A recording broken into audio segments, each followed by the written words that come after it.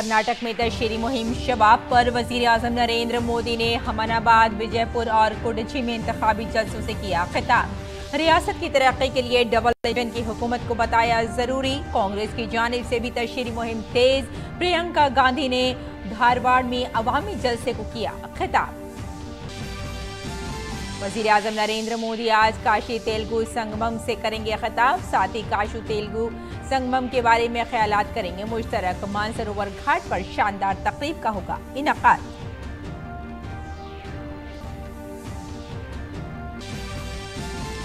Gangster मामले में UP के गाजीपुर के एमपी एमएलए कोर्ट का बड़ा फैसला। माफिया मुख्तार अंसारी को 10 साल की कैद और 5 लाख का आयद किया जुर्माना। वहीं भाई और बीएसपी के रुकन पार्लियामेंट अफजाल अंसारी को मिली 4 साल की कैद की सजा, 1 लाख का आयद किया जुर्माना। ऑपरेशन कावेरी के तहत सूडान में फंसे भारतीयों को वतन वापसी का सिलसिला जारी। 231 मुसाफिर आज नई दिल्ली पहुंचे। वतन वापसी पर लोगों ने बाहिफाजत वापसी के लिए हुकूमत का किया शुक्रिया अदा। जद्दा से 365 मुसाफिरों का एक और काफिला दिल्ली के लिए रवाना।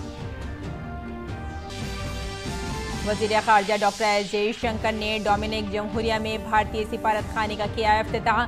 जयशंकर ने सदर से की मुलाकात। 2 तरफा कसीर जहती शराकतदारी, बढ़ती हुई सियासी, इक़्तिसादी और तिजारती ताल्लुकात पर की बातचीत।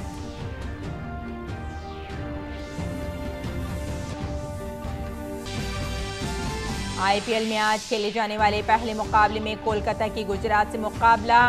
दूसरे मैच में दिल्ली और हैदराबाद में होगा मुकाबला। सात्विक साईराज रिंकी रेड्डी और चिराग शेट्टी की जोड़ी ने रकम की तारीख। 52 साल बाद बैडमिंटन एशिया चैंपियनशिप के सेमीफाइनल में पहुंचकर तमगे को बनाया यकीनी। सेमीफाइनल में आज लियांग और वांग चीलन से होगा मुकाबला।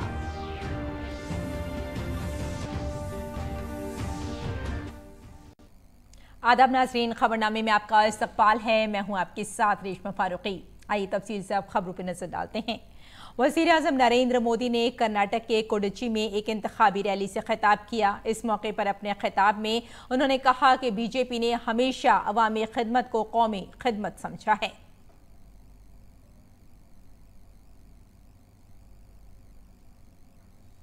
कर्नाटका में ट्रेडिशन भी है और टेक्नोलॉजी भी है।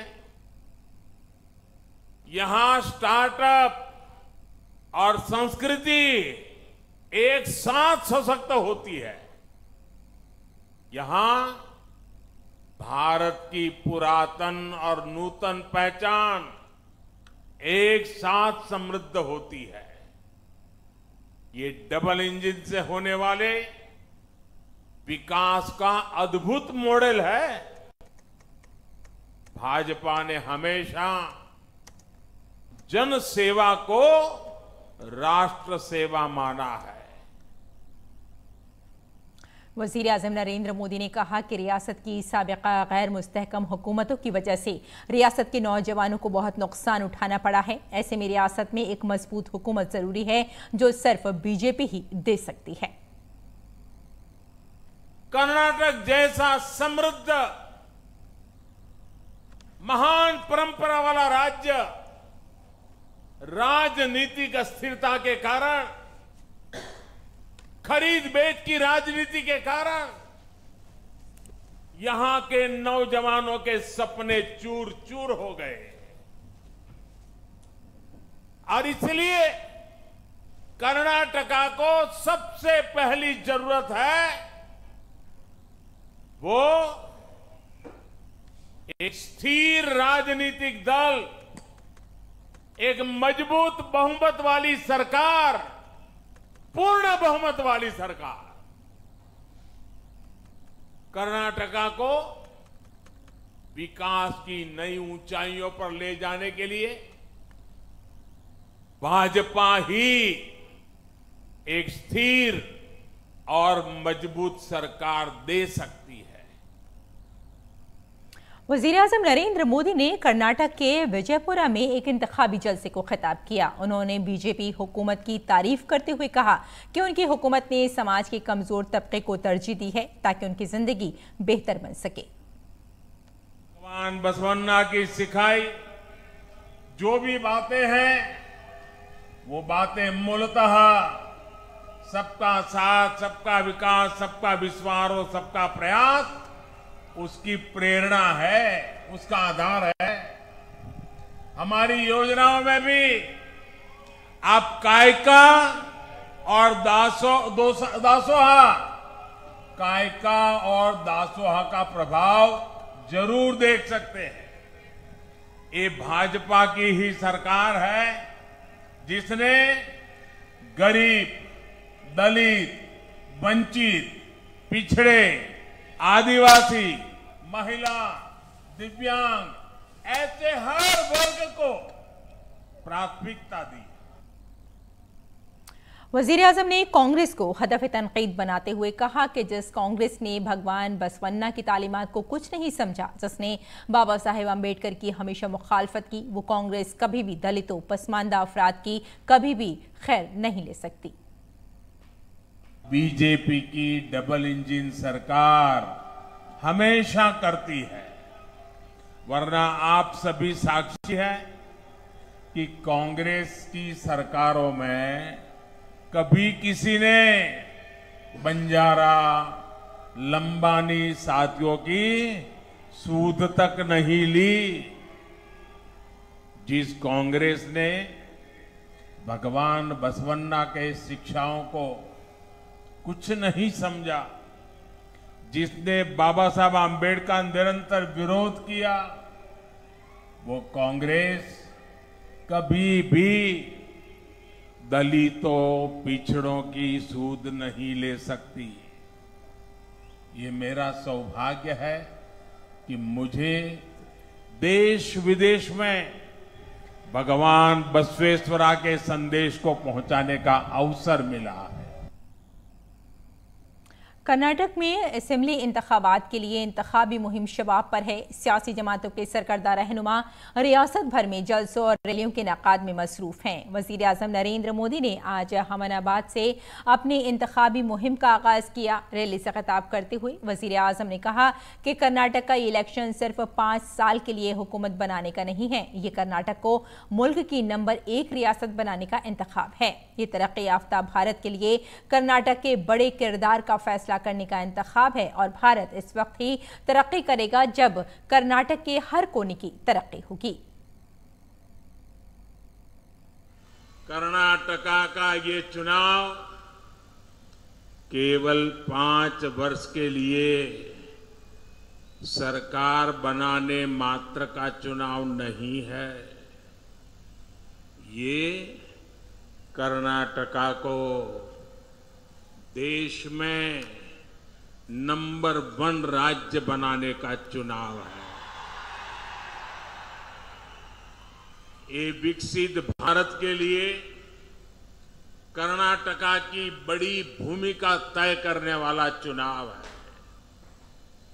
और भारत विकसित तभी होगा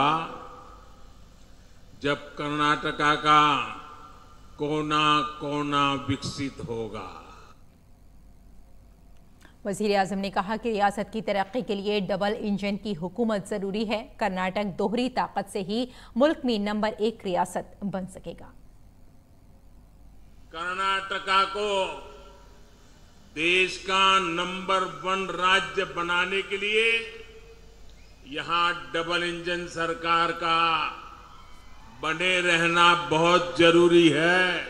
जब केंद्र की बीजेपी सरकार और राज्य की बीजेपी सरकार की डबल शक्ति लगेगी तो कर्नाटका को नंबर 1 बनने से कोई नहीं रोक पाएगा।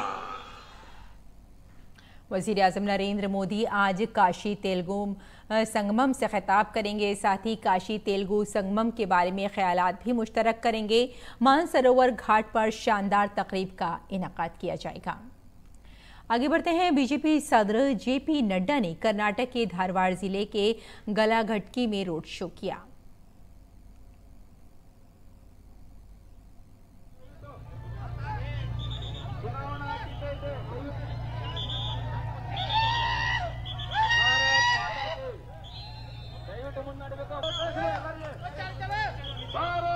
माता के, भारत माता के।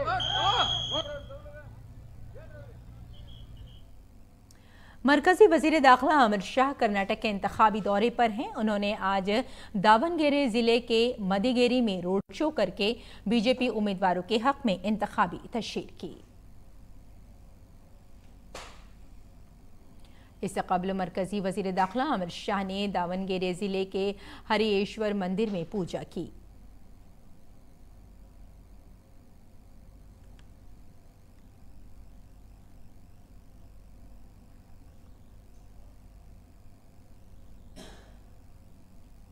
मरकजी वजीर दाखिला अमित शाह और सीनियर रहनुमा बीजेपी रहनुमा ने कर्नाटक के उडुपी में एक अवामी जलसे को खिताब किया। उन्होंने कांग्रेस पर इख्तियार के लिए आइन के गलत इस्तेमाल करने का इल्जाम लगाते हुए कहा कि कांग्रेस यहां आकर कह रही है कि हमें वोट दो, अगर हम इख्तियार में आए तो हम मुसलमानों को रिजर्वेशन देंगे। उन्होंने कहा कि हमारे आइन में कहीं भी मजहब की बुनियाद पर रिजर्वेशन की बात नहीं कही गई है। अगर ये रिवर्स गियर सरकार आई तो वो दोनों कानूनों को समाप्त कर दी। एससी, एसटी, वकलीगा को हमने रिजर्वेशन बढ़ाया है, मुस्लिम रिजर्वेशन को समाप्त कर दिया है। अगर कांग्रेस आई तो कांग्रेस कहती है हम मुस्लिम रिजर्वेशन को फिर से देने का काम करेंगे। मित्रों, मैं आज कांग्रेस के सारे नेताओं को कहकर जाना चाहता हूं, इस श्री कृष्ण मठ की भूमि पर कहकर जाना चाहता हूं। हमारे संविधान में बाबा साहेब आंबेडकर ने जो संविधान बनाया उसके अंदर धर्म के आधार पर रिजर्वेशन की कोई जगह नहीं। और कांग्रेस जनरल सेक्रेटरी प्रियंका गांधी ने आज कर्नाटक के धारवाड़ में इंतखाबी जलसे से खिताब किया। अपने खिताब में उन्होंने 5 इंतखाबी वादों का जिक्र करते हुए कहा कि इससे लोगों को काफी फायदा होगा। इस चुनाव में आपको गारंटी दे रही है कि जो खाली पद है सरकार में उसको भरा जाएगा। मेरी बहनें, आपको 2000 रुपए हर महीने मिलेंगे क्योंकि महंगाई बढ़ गई है। 2.5 लाख पद सरकार ने खाली रखे हैं, वो आपका हक है कि आपको मिले। कांग्रेस पार्टी आपको देगी। सारे ग्रेजुएट्स को 3000 रुपए प्रति महीने मिलेगा और जिसका डिप्लोमा है 1500 रुपए प्रति महीने मिलेगा। महिलाओं के लिए बस में भी फ्री पास मिलेगा। आगे बढ़ते हैं। गाजीपुर की एमपी एमएलए अदालत ने फैसले सुनाते हुए गैंगस्टर मामले में माफिया मुख्तार अंसारी को 10 साल की जेल की सजा और 5 लाख रुपए का जुर्माना आयद किया है। 2007 के इस मामले में मुख्तार अंसारी और भाई अफजाल अंसारी के खिलाफ गैंगस्टर एक्ट के तहत मामला चल रहा था। इस केस में बीजेपी के रुकन असेंबली कृष्णानंद राय कत्ल मामले और नंद किशोर रुंगटा का अगवा और कत्ल मामला शामिल है। इस मामले में अदालत ने बीएसपी के रुकन पार्लियामेंट अफजाल अंसारी को 4 साल की सजा सुनाई है। इसके अलावा 1 लाख रुपए का जुर्माना भी आयद किया है। और वजीर आजम नरेंद्र मोदी का मन की बात प्रोग्राम एक अहम मरहले पर पहुंच गया है। इसकी 100वीं किस्त 30 अप्रैल को नश्र की जाएगी। मन की बात के सफर पर पेश है ये शानदार फल।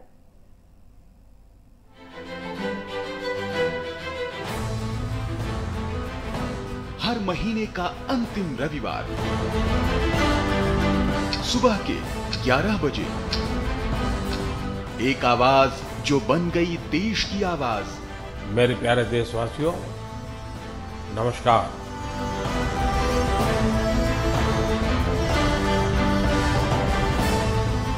जहां होती है देश के सम्मान की बात, देशवासियों के मन की बात।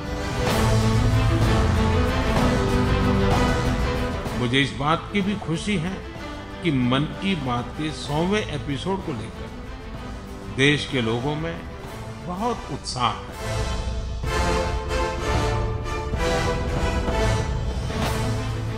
3 अक्टूबर 2014 को जब प्रधानमंत्री नरेंद्र मोदी ने रेडियो पर पहली बार मन की बात की थी, तब शायद ही किसी को अंदाजा था कि ये जनता से सीधे संवाद का इतना पावरफुल माध्यम बन जाएगा। मन की बात यानी देश की बात। खादी की बिक्री का कीर्तिमान हो या फिर मेक इन इंडिया खिलौनों का रिकॉर्ड एक्सपोर्ट, मन की बात ने देश के सपनों को नई उड़ान दी।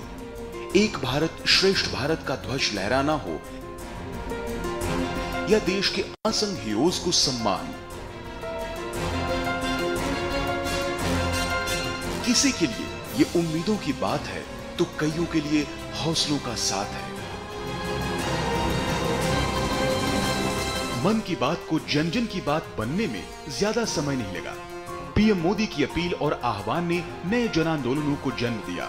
बात फिर चाहे स्वच्छता की हो या स्वेच्छा से एलपीजी सब्सिडी छोड़ने की, कैशलेस इकोनॉमी बनाने का आह्वान हो या फिर बेटियों की रक्षा और हक की बात। मन की बात ने सबके प्रयासों से आत्मनिर्भर भारत अभियान को आगे बढ़ाया। तो ये देश की विजय यात्रा के साथ सेलिब्रेशन और साथ ही मिलकर 100 वर्षों की सबसे बड़ी चुनौती का सामना करने का जरिया भी बना। मेरे देशवासियों, जब तक हम चलने का संकल्प नहीं करते, हम खुद खड़े नहीं होते, तब रास्ते दिखाने वाले भी नहीं मिलेंगे, हमें उंगली पकड़कर चलाने वाले नहीं मिलेंगे। चलने की शुरुआत हमें करनी पड़ेगी। ये सारा मेरा बातचीत करने का इरादा एक ही है, आओ हम सब मिल करके अपनी भारत माता की सेवा करें, हम देश को नई ऊंचाइयों पर ले जाएं। मन की बात 22 भारतीय भाषाओं, 29 बोलियों और अंग्रेजी के अलावा 11 विदेशी भाषाओं में भी प्रसारित होता है। एक राष्ट्रीय सर्वे के मुताबिक देश के करीब 96% लोग मन की बात कार्यक्रम के बारे में जानते हैं। 100 करोड़ से ज्यादा देशवासियों ने मन की बात कम से कम एक बार सुना है। 65% देशवासी हिंदी में तो 35% लोग क्षेत्रीय भाषाओं या अंग्रेजी में यह कार्यक्रम सुनते हैं। सर्वे के मुताबिक 63% लोग ये मानते हैं कि मन की बात के चलते देश को लेकर उनका दृष्टिकोण सकारात्मक हुआ है। 55% लोगों ने ये माना कि कार्यक्रम के चलते वो पहले से ज्यादा जिम्मेदार और बेहतर नागरिक बने हैं। कम्युनिकेशन की दुनिया में इस कार्यक्रम ने नए मानदंड गढ़े, तो इसके माध्यम से देशवासियों के सुझाव सीधे पीएम मोदी तक पहुंचे। 100वें एपिसोड तक के अनवरत सफर में मन की बात न सिर्फ विकसित होते देश की विकास यात्रा को गति दे रहा है, बल्कि भारतवासियों के संकल्प की सिद्धि का माध्यम भी बन रहा है। आइए मन की बात के 100वें एपिसोड के मौके पर मिलते हैं रविवार 30 अप्रैल सुबह 11 बजे। अधिक से अधिक संख्या में इस ऐतिहासिक पल के साक्षी बनते हैं और बनाते हैं एक अभूतपूर्व कीर्तिमान। और हाँ, इस अवसर को और भी यादगार बनाते हुए आप अपनी फोटो नमो ऐप पर अवश्य डालें। माइक्रोसॉफ्ट के बानी बिल गेट्स ने आज वज़ीर आज़म नरेंद्र मोदी के प्रोग्राम मन की बात की सताइश करते हुए एक ट्वीट किया है, जिसमें उन्होंने लिखा है कि मन की बात ने सफाई, सेहत, खवातीन को माशी तौर पर बाइख्तियार बनाने और पायदार तरक्की के अहदाफ से मुताल्लिक़ दीगर उमूर पर बिरादरी की ज़ेर क़यादत में कार्रवाई को मुतहर्रिक किया है। वज़ीर आज़म नरेंद्र मोदी को मन की बात के 100वें एपिसोड पर बहुत बहुत मुबारकबाद। ऑपरेशन कावेरी के तहत सूडान में फंसे हुए भारतीयों की वतन वापसी का सिलसिला जारी है। एक तैयारा जद्दा से 231 भारतीयों को लेकर नई दिल्ली पहुंच गया है। वतन पहुंचने पर लोगों के चेहरों पर खुशी साफ देखी जा सकती है। इन लोगों ने भारत माता का नारा लगाकर अपनी खुशी का इजहार किया। इस 5वें प्रवास के साथ तकरीबन 1600 भारतीयों को सूडान से निकाला जा चुका है। बाहिफाजत वतन वापसी पर लोगों ने हुकूमत का शुक्रिया अदा किया है। इसके अलावा जद्दा से ही 365 मुसाफिरों का एक और काफिला दिल्ली के लिए रवाना हुआ है।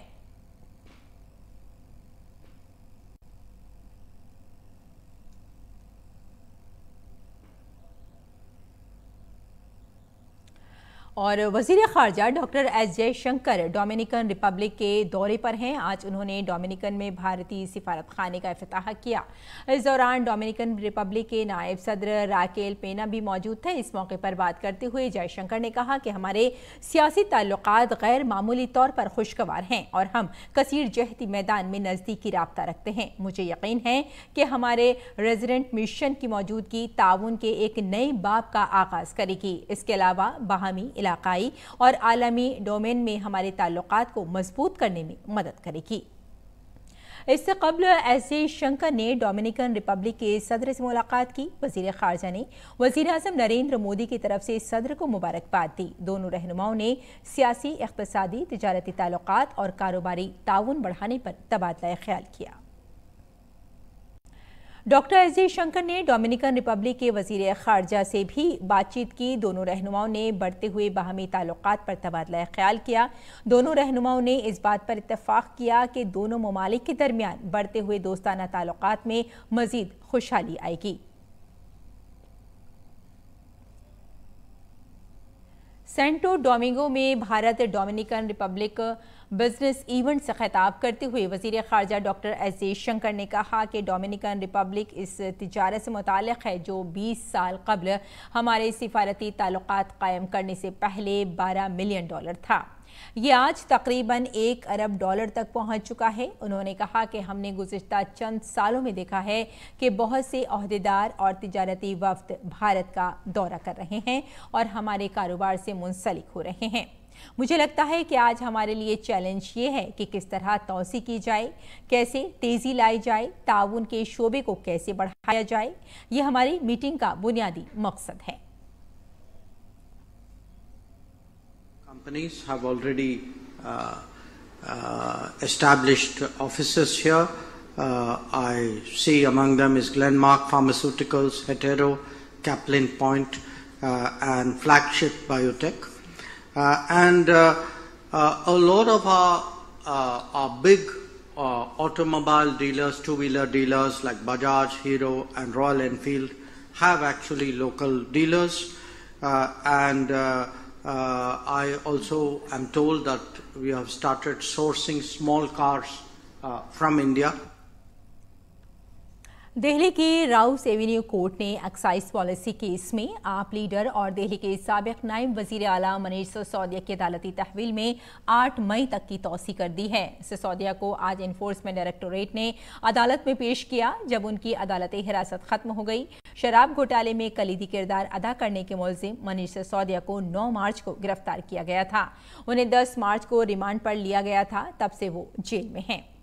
मनीष सिसोदिया की अदालती हिरासत में 8 मई तक की तौसी कर दी गई है। और सऊदी अरब और ईरान एक दूसरे के साथ बाज़ाब्ता ताल्लुकात शुरू कर रहे हैं। ईरानी वज़ीर ख़ारजा हुसैन अमीर अब्दुल्लाहियान ने कहा कि दोनों ममालिक चंद दिनों में एक दूसरे के दारुल हुकूमत में सिफारत खाने खोलेंगे। हुसैन अमीर अब्दुल्लाहियान ने सिफारत खाने दोबारा खोलने की कोई तारीख नहीं बताई। मुताल्लिक़ा ममालिक में ईरान और सऊदी सिफारत खाने 2016 से बंद हैं। सऊदी अरब ने ईरान पर मुस्लिम ड्रोनर्स और बैलिस्टिक मिसाइलों से सऊदी शहरों पर हमला करने वाले हौसियों को हथियार फराहम कराने का इल्ज़ाम आयद किया था। ईरान ने इन इल्ज़ामात की तरदीद की। दोनों इलाकाई हरीफों के दरमियान कशीदगी ने शाम की खाना जंगी समेत पूरे खित्ते में तनाज़ात को हवा दी है। और इंडियन प्रीमियर लीग में आज 2 मैचों में दिन के पहले मैच में कोलकाता नाइट राइडर्स का मुकाबला गुजरात के टाइटन से उनके होम ग्राउंड ईडन गार्डन में जारी है। मौजूदा सीजन में लगातार 4 मैच हारने के बाद केकेआर ने आखिरी मैच में रॉयल चैलेंजर्स बेंगलुरु को शिकस्त देकर वापसी की। मौजूदा सीजन पॉइंट्स टेबल में टीम 6 पॉइंट्स के साथ 7वें नंबर पर है। आज के मैच में केकेआर के लिए हार्दिक पांड्या की क़यादत वाली गुजरात टाइटंस टीम पर काबू पाना आसान नहीं होगा, जिसके पास मजबूत बॉलिंग और हुनरमंद बल्लेबाज हैं। गुजरात की टीम इस वक्त 7 मैचों में 10 पॉइंट्स के साथ दूसरे नंबर पर है। वहीं आईपीएल के दूसरे मुकाबले में दिल्ली कैपिटल्स का मुकाबला सनराइजर्स हैदराबाद से होगा। मौजूदा सीजन में दोनों टीमों का सफर कुछ खास नहीं रहा है। दोनों टीमों ने अब तक 7 मैच खेले हैं, जिसमें दोनों को 5 मुकाबलों में शिकस्त करनी पड़ी थी।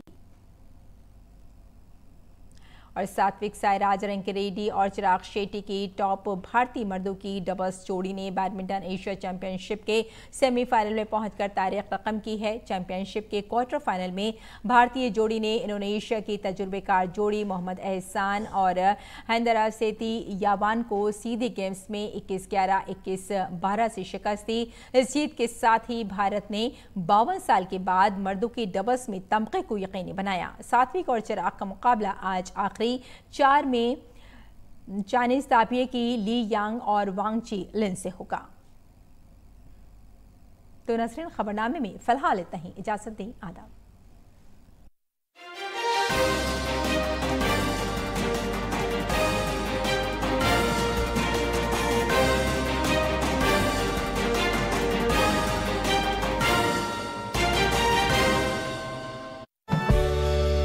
इस खास पेशकश में आज हम बात करेंगे difference of real estate investment trust and infrastructure investment trust की। स्पेशली जब हमारी इकोनॉमी ग्रो कर रही होती है तो रियल एस्टेट और इंफ्रास्ट्रक्चर उसके बैकबोन होते हैं। ये जो दोनों रीट्स और इनवीट्स हैं, ये बहुत प्रोफेशनली मैनेज ट्रस्ट हैं। ये ट्रस्ट जो है, इनके पास एक प्रॉपर जैसे म्यूचुअल फंड्स में फंड मैनेजर्स होते हैं, ऐसे इनके पास अपने मैनेजर्स होते हैं जो देखता है बेसिकली हम किस किस प्रॉपर्टीज में इन्वेस्ट कर सकते हैं। ये पैसे वहां इन्वेस्ट करते हैं जहां से कि रिटर्न इमीडिएट आना शुरू हो जाए।